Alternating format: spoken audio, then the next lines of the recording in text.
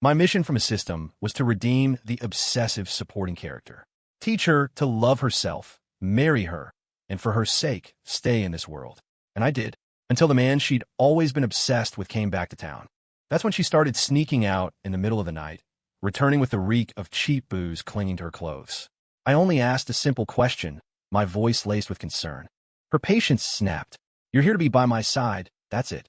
Why do you have to worry about so much? I froze, sure I'd misheard her. Isabella realized her mistake and instantly softened, her expression melting into the gentle look I knew so well. No, Ethan, that's not what I meant. I mean, you don't have to worry. I'll always love you. She slid closer, looping her arm through mine in that familiar, coaxing way.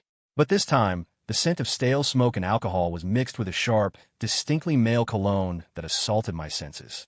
I flinched, pulling my arm free and shifting away from her. The clock on the bedroom wall showed it was already 1 a.m. So who called that you had to run out in the middle of the night? I asked, my voice flat. Her face hardened. Just a friend. Why are you asking so many questions?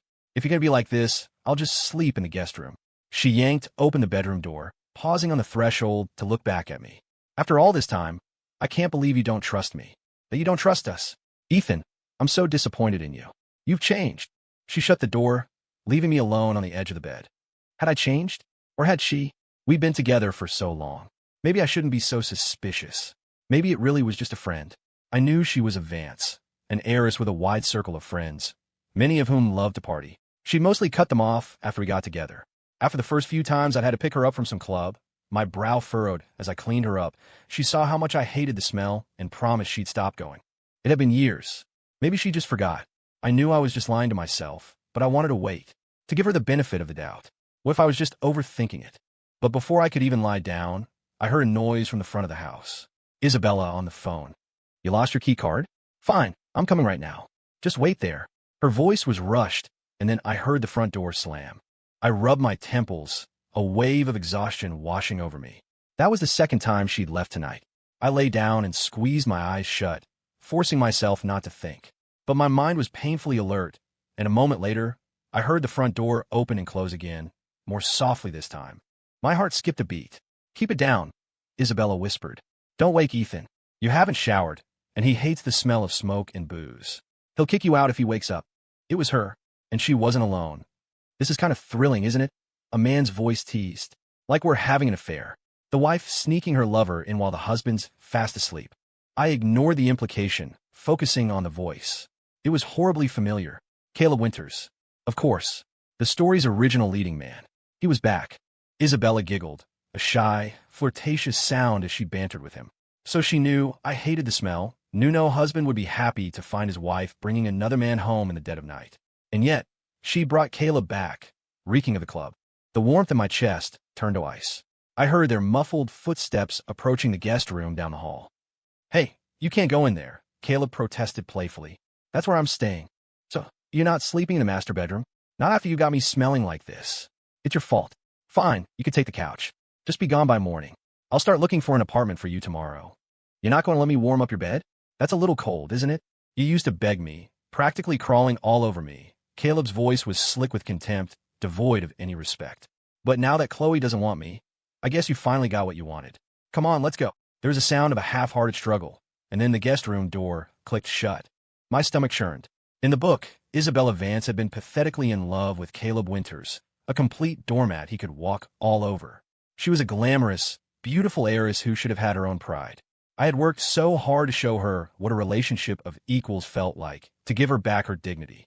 But the moment he came back, it was as if all my years of effort had vanished into thin air. She was right back to being his shameless simp. A bitter, self-mocking smile touched my lips. All these years, I had been such a fool. Originally, I was just a background character in this world's story, an orphan who ended up in a coma after a car accident. The system created this new identity for me, giving me a mission: get close to the female supporting character, Isabella, and stop her from destroying the main couple's relationship.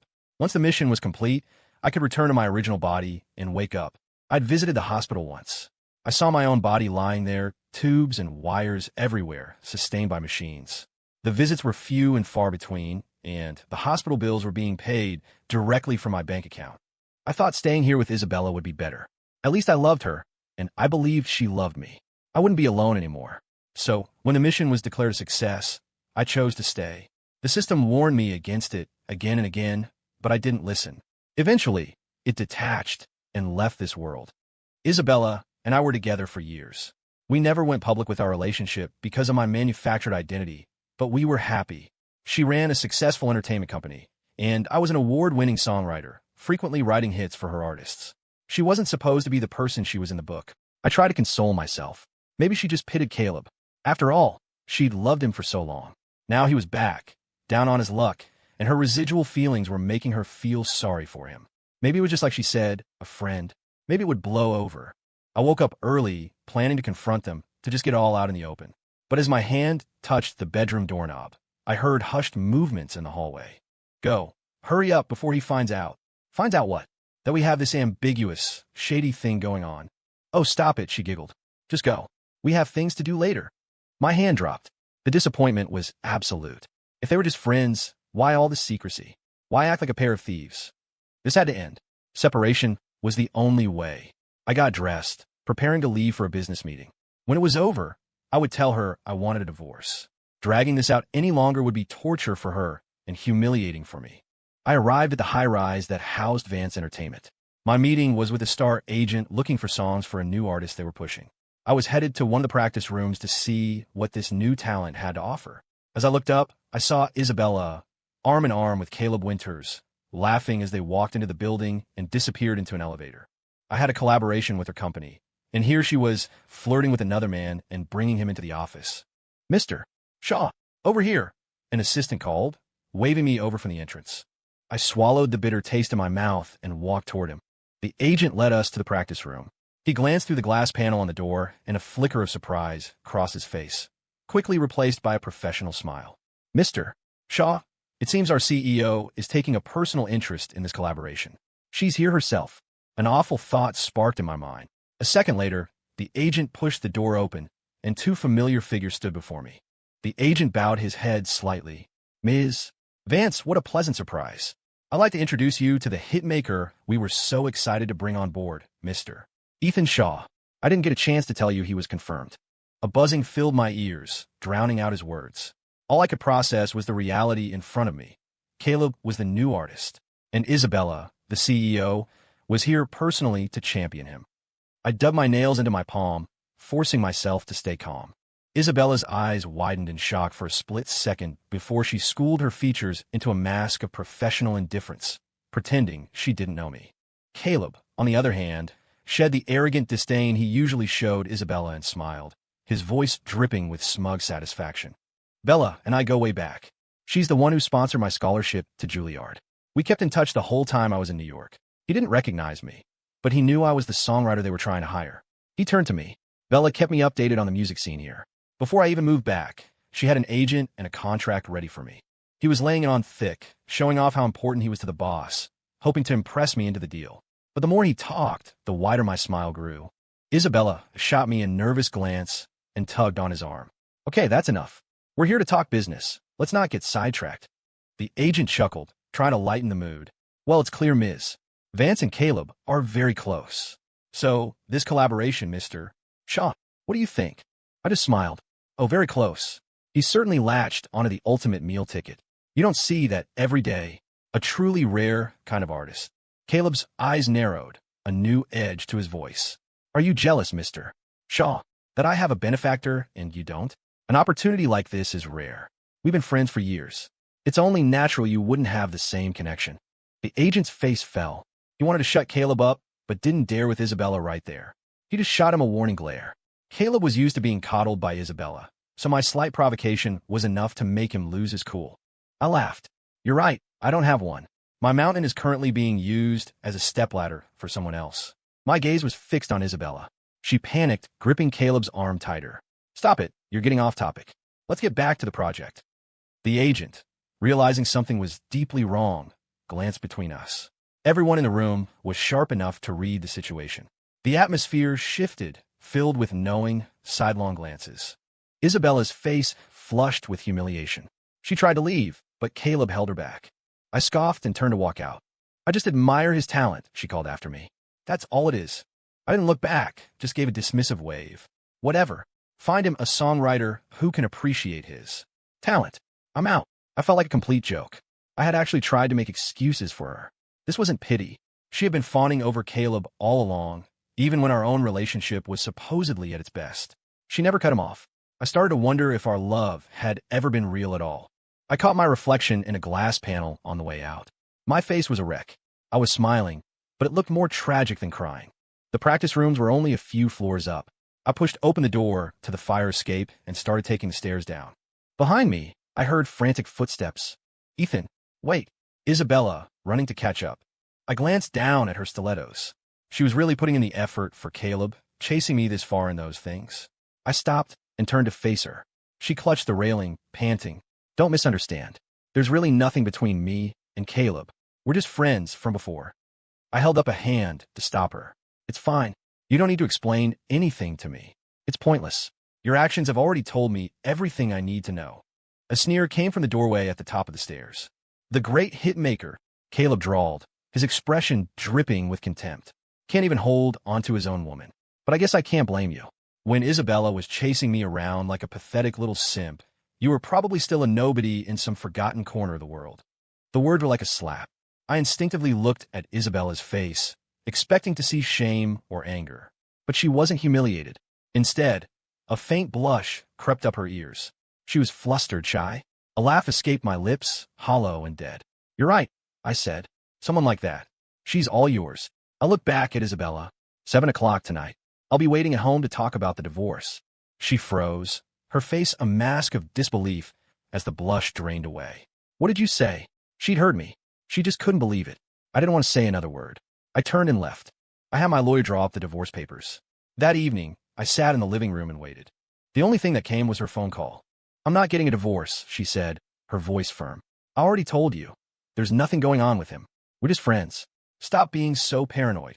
The background was loud. I could faintly make out shouts of cheers and get up and dance. The unmistakable sounds of a club. I could also hear Caleb's voice. She was with him again. He's about to launch his career, I said quietly.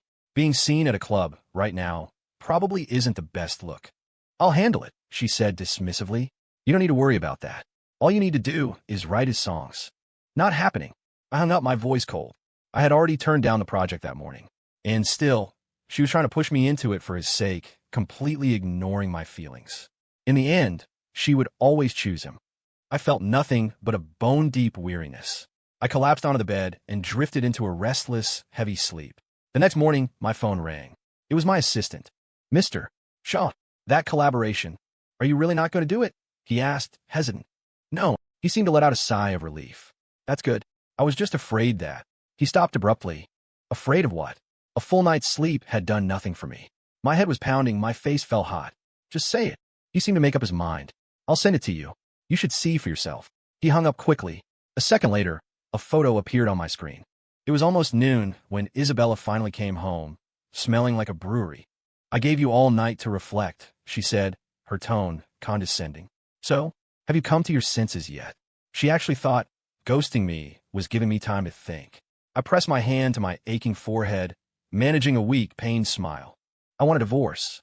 I said each word slowly and clearly. She didn't seem to notice how sick I felt. Her face just clouded over. I told you, I'm not getting a divorce. Caleb and I are just old friends who haven't seen each other in years. He just got back to town. He doesn't have a job yet. Of course, I'm going to help him out a little. Why can't you trust me? You're overthinking everything. She sighed dramatically, as if I was the ultimate disappointment. I held up my phone, my smile turning into a cold smirk. The photo from my assistant was of a nightclub booth. In it, Isabella was holding Caleb in a tight, intimate embrace, her eyes overflowing with adoration, her lips just inches from his neck. Friends who were about to kiss. I asked. I'd taken some fever reducers, but I still felt like death. Meanwhile, she looked like she'd had the time of her life. Isabella froze. It's not. It's not what it looks like. I probably had too much to drink. He was leading me on. You know how he is. I'm his boss now. As soon as I get his career set up, I can hand everything over to his agent. I won't have to talk to him anymore. Just give me a few more days. She sat down next to me, taking my arm, her smile pleading. We're not getting a divorce. We promised. We said we'd never leave each other. Have you forgotten? I glanced at her coldly. We also promised you'd never go to a club again. Have you forgotten that? Since we're both so forgetful, we might as well just go our separate ways. Isabella angrily threw my arm off. I've tried being nice, and you just won't listen, will you? Don't you forget, you came into this world for me. I'm the only reason you're still here. Without me, where would you go?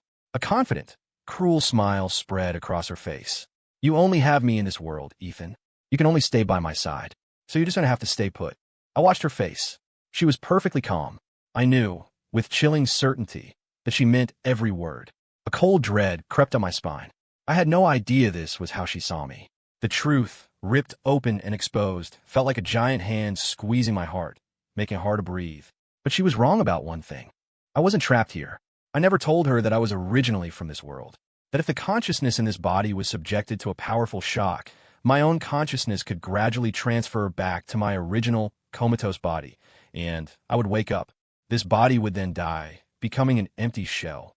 To trigger that shock, I needed to experience a near-death state. And the weaker this body became, the faster the transfer would be.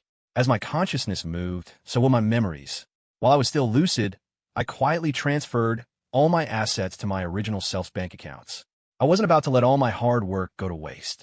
I told my assistant not to book any new projects and to start wrapping up all current work.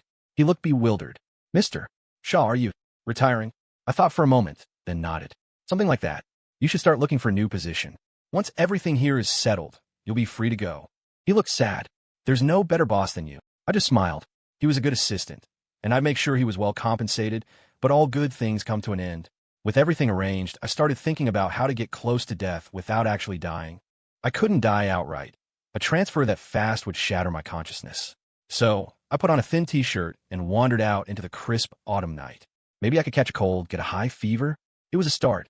When my life slowed down, when I was no longer orbiting Isabella, I started to see the beauty of the world around me.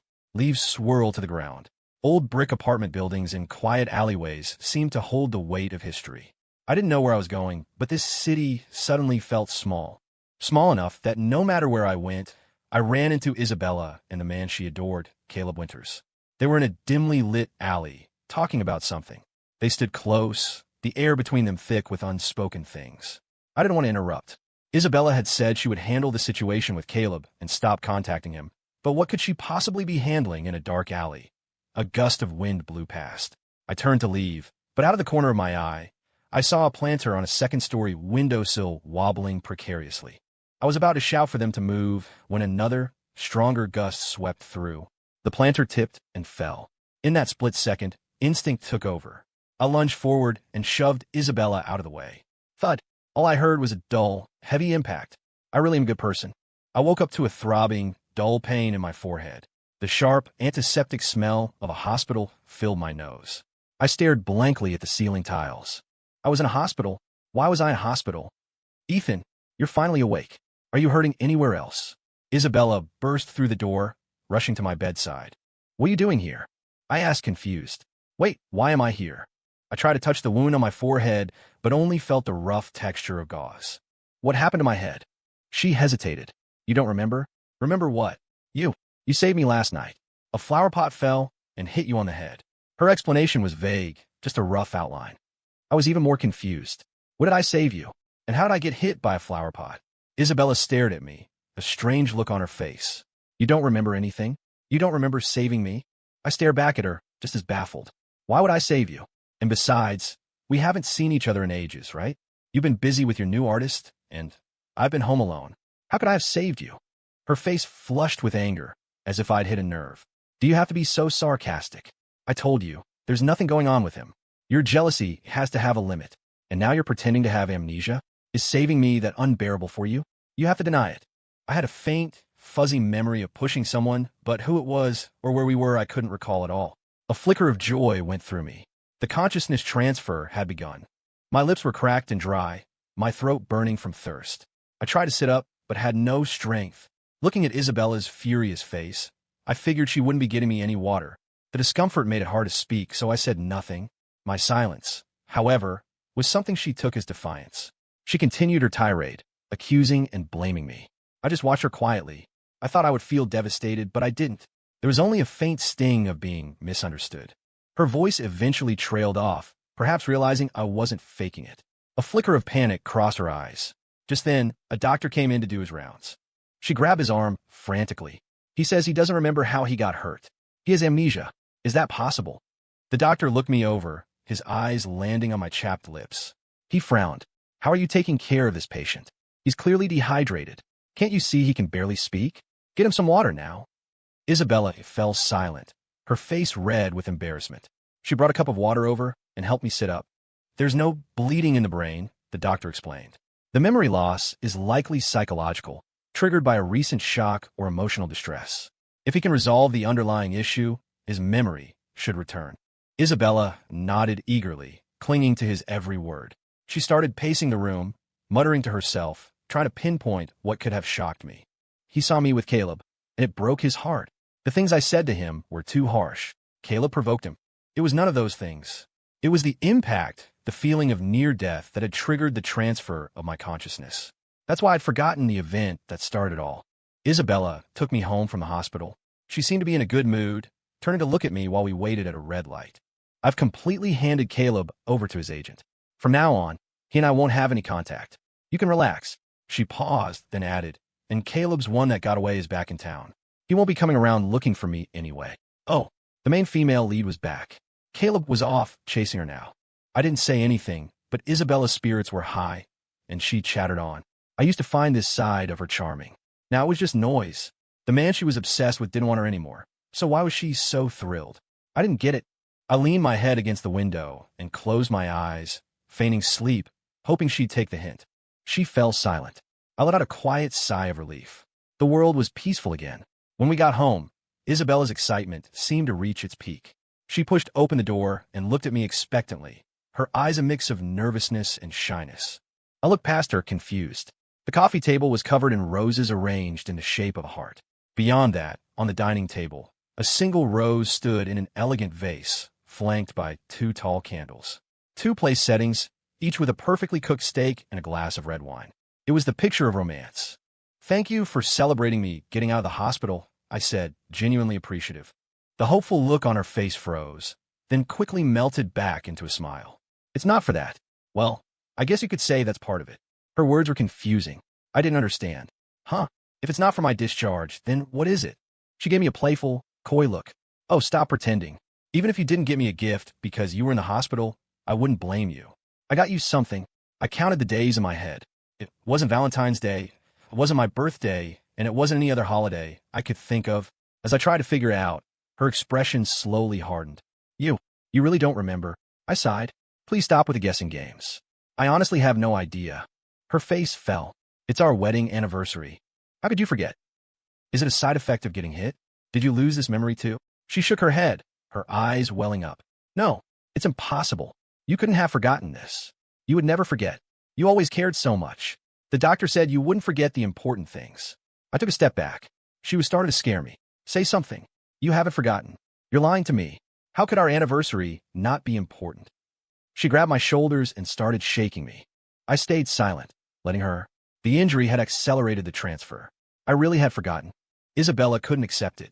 She shoved me hard, then stormed out of the house, slamming the door behind her, looking utterly lost.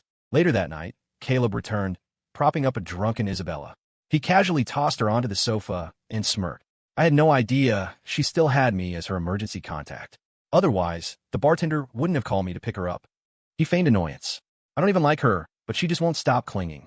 I guess I have to put up with it since she's my boss. I touched my chest.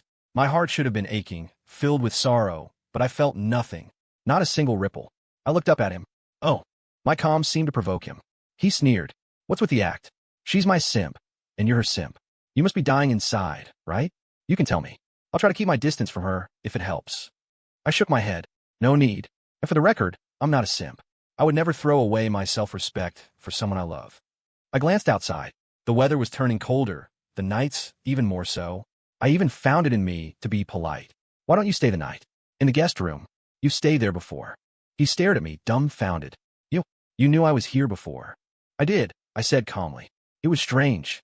Back then, the knowledge had kept me up all night in agony. Now, looking back, I couldn't even comprehend that feeling. Caleb was convinced I was putting on a show. He went into the guest room, but turned at the door. I'm curious to see how long you can keep this up. I shook my head wearily, and turned my attention to the drunk on the couch. Isabella was muttering something, but I had no interest in trying to decipher it. I honestly had no idea how my former self could have tolerated such a stinking drunk. I hated the smell of smoke and alcohol more than anything. I remembered how I used to lean in close, trying to catch her drunken words. But what good ever comes out of drunk's mouth? I must have been sick. When Caleb brought her home, my plan had been to wait another 10 minutes, and if she wasn't back, I'd lock the door from the inside. Now that she was here, I just locked up and went to my bedroom. As I closed my eyes, I felt like I was forgetting something. I couldn't place it. Whatever. Time to sleep. The next morning, I woke up naturally for the first time in ages. Isabella was sitting on the couch, her face haggard. The moment she saw me, her head snapped up. You just left me there all night. What was I supposed to do? Give you a bath? My tone was so matter-of-fact that her eyes immediately turned red. You never used to be like this. Oh, I asked, curious. What was I like before? She bit her lip. You would have made me hangover soup, massage my temples, wash my face, change my clothes. Did you forget all of that, too? I thought for a moment. Couldn't remember. Another night's sleep, another batch of forgotten memories. Good. Just then, the guest room door opened and Caleb shuffled out, looking sleepy. Isabella jumped. Then a look of pure hatred crossed her face as she glared at him. Caleb, you again. It's all your fault. You're the one who traumatized Ethan, and now he's forgotten so much about us. She staggered to her feet and lunged at him, her manicured nails like claws. But she was still hungover and unstable, and she tripped and fell to the floor. Caleb was surprised by her sudden turn. Then his expression grew cold. What does that have to do with me? Weren't you the one who allowed it? Who encouraged it? Isabella tried to scramble up, but Caleb just stepped around her and walked out the door. She sat on the floor, a pathetic, wretched mess. A flicker of pity rose in me. It had nothing to do with love. I just felt sorry for her, to be humiliated like that by the person she adored. I sighed. Go wash up. I'll make some breakfast. A glimmer of hope lit up in Isabella's eyes. When I placed a bowl of shrimp scampi on the table, Isabella eagerly scooped some up with her fork. But the moment it touched her tongue, her face contorted, and she quickly spit it out. What's wrong? Is it not cooked? Too salty? I took a bite myself. It was perfect, tender, garlicky, delicious. I frowned. Even if you're mad at me, you don't have to take it out on the food. Isabella stared at me, her eyes glassy with tears. You forgot this, too. I don't eat shrimp. I'm allergic to shellfish. Do you really not love me anymore? Is everything about me just unimportant now? I ignored the latter part of her question. Oh, that's a shame. To be allergic to shellfish. After all, with my memories gone, the emotions had gone with them. Love? I didn't feel a thing. Isabella wiped her eyes with the back of her hand and looked up, her expression resolute. We went to the hospital. They can fix you. Her determination was absolute. I had nothing better to do and was curious to see what a hospital could possibly find. So I went with her. She told the doctor I'd been hit by a flower pot and wondered if there was a brain bleed putting pressure on a nerve, blocking my memories. This time, we went to a major medical center, and they sent me for a CT scan. The result, of course, was that there was nothing physically wrong with me. Isabella leaned against the wall, head bowed, looking deeply disappointed. But I was stuck on one thought. How did I get hit by a flower pot? From what she said, it had happened recently. My memory was getting worse and worse, forgetting even recent events. This consciousness transfer was a messy business. I was silent for so long that Isabella finally asked, "What are you thinking about? When did I get hit by a flower pot?" I replied without thinking. She looked shocked. But before, you just didn't remember saving me. How can you have forgotten the whole thing? I instantly realized my mistake. No, there's been a lot going on lately. I must have gotten things mixed up. It was a terrible excuse. I had nothing going on, and I regretted it the moment I said it. But Isabella didn't know anything about my work, or rather, she didn't know anything about me. She just nodded thoughtfully, believing me. If you're feeling better, I'm going to my office. Go ahead, I said with a wave. She didn't even know my studio had been quietly dismantled, just waiting for my departure to announce its closure. I'd never really taken the time to see the city on my own. Seizing the opportunity, I wandered around, losing track of time until it was dark. I grabbed a bite from a food truck and ambled my way home. The living room lights were on. Isabella's eyes were frighteningly red. The moment she heard the door, she rushed over. Where have you been? Why are you back so late? I was about to go out looking for you. Did you need something? I paused, then corrected myself. If you need something, you can call Caleb. Why would I call him? You're my husband, she said, annoyed, grabbing my hand. I calmly pulled it free. Really? Your emergency contact is him. I thought you two were close. He's the one who brought you home from the club yesterday. You can't have forgotten that. An unnatural expression flickered across her face.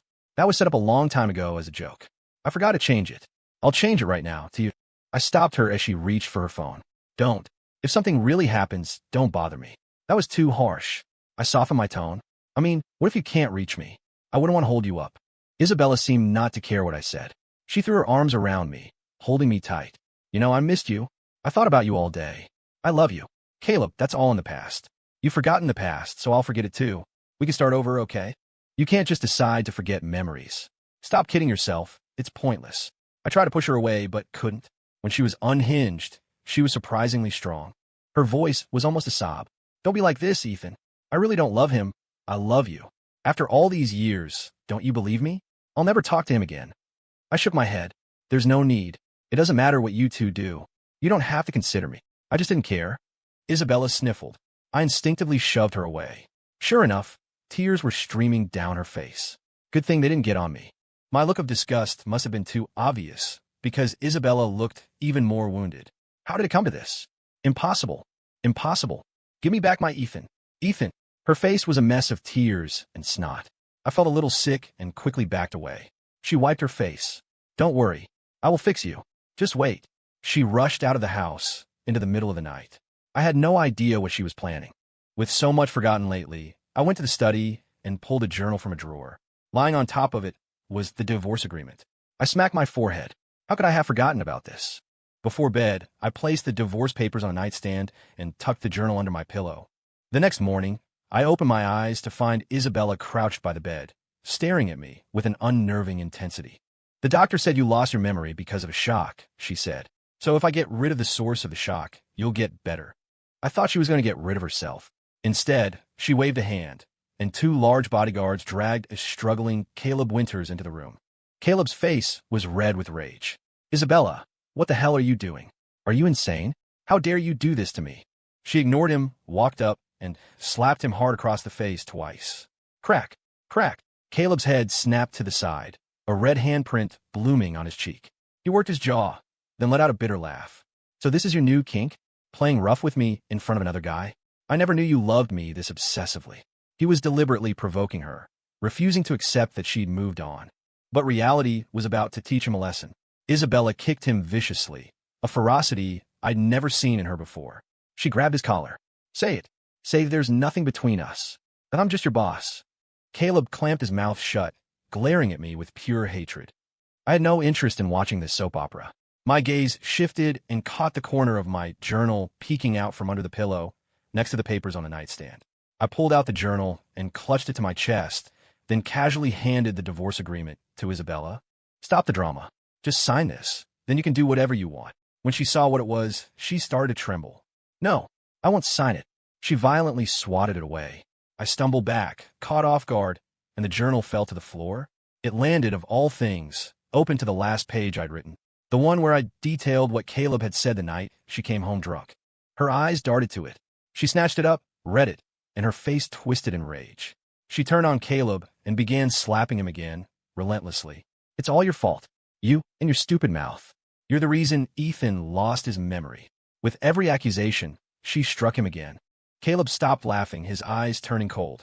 Isn't it because you wouldn't leave me alone?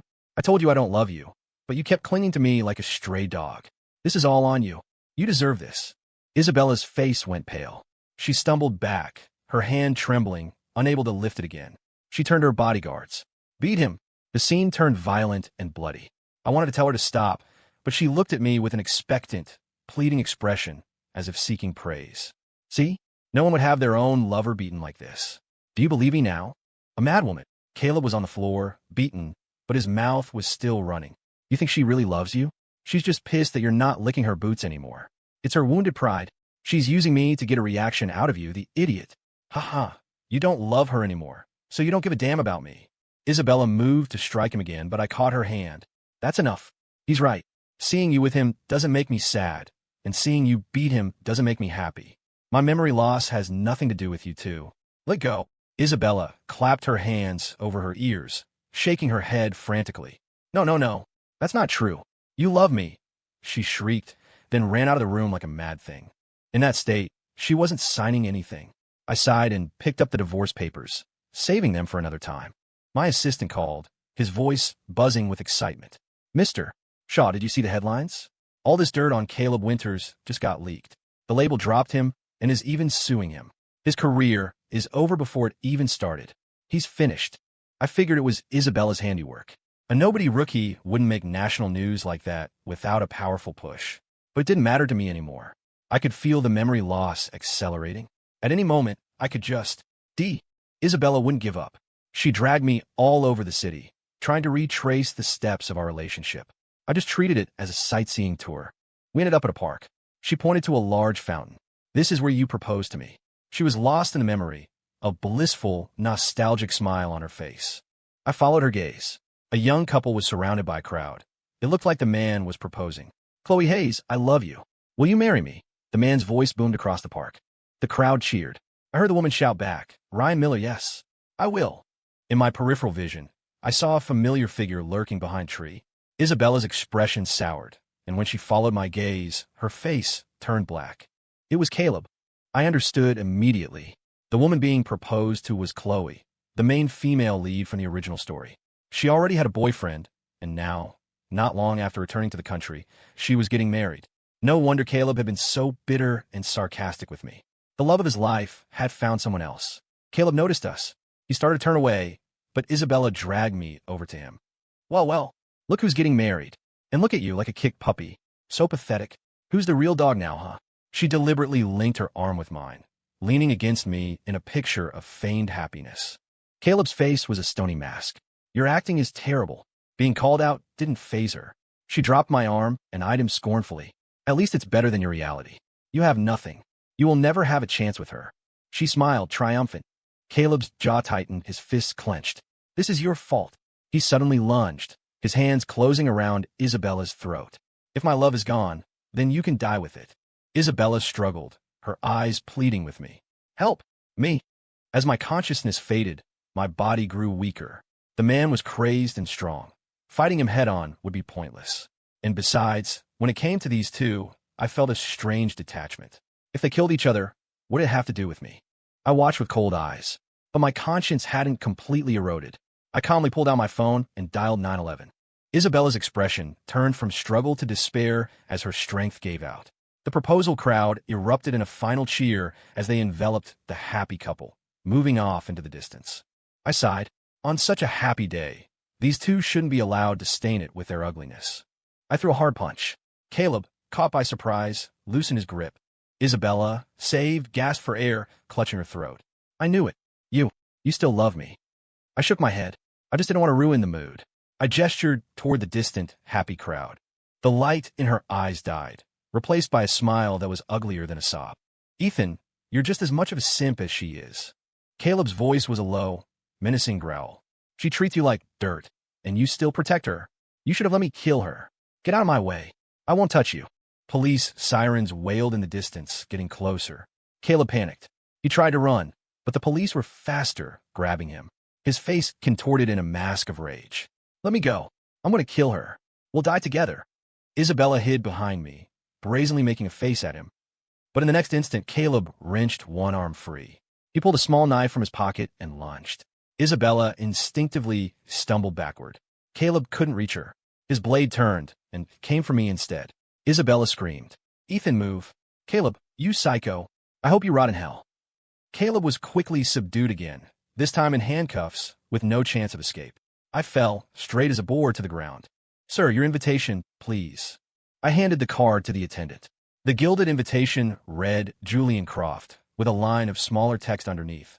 Award-winning composer. It had been some time since I'd returned to my own body.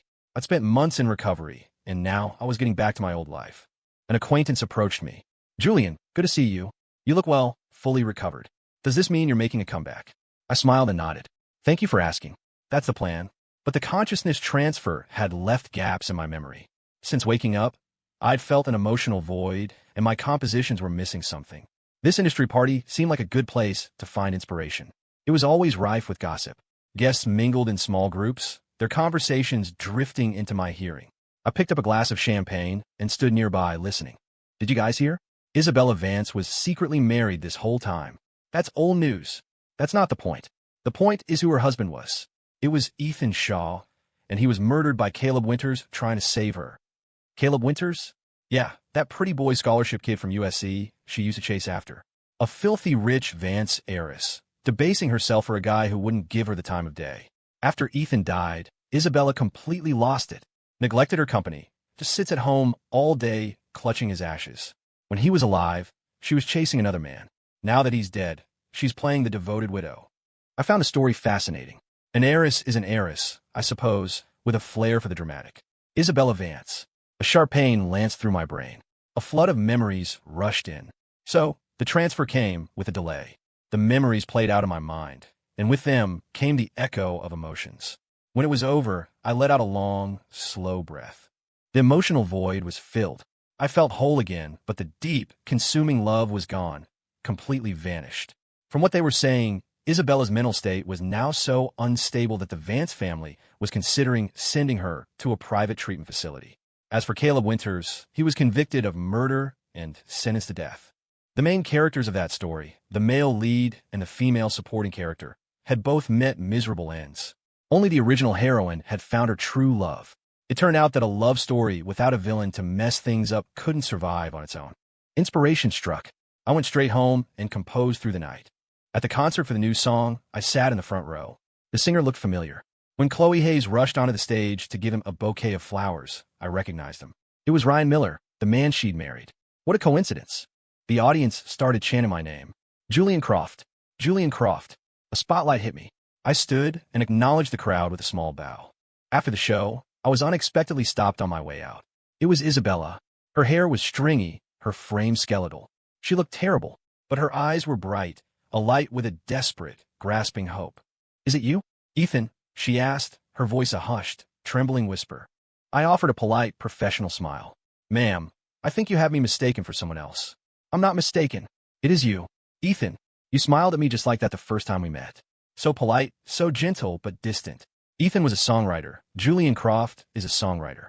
The moment Ethan died, Julian Croft was miraculously cured. It can't all be a coincidence. Her analysis was sharp, her eyes wild with a frantic, obsessive energy. I simply suggested she see a doctor. For Julian Croft, Ethan Shaw was in the past. He was finished, gone forever. He was dead. Isabella stared at me, her gaze boring into me. I let her look. Finally, she broke. She clutched her head, collapsing to the ground, screaming. Members of the Vance family who had been looking for her quickly appeared and carried her away. I looked up at the sky. A few stars twinkled in the clear night. Julian Croft. The rest of my life was long, and my future was bright. The end.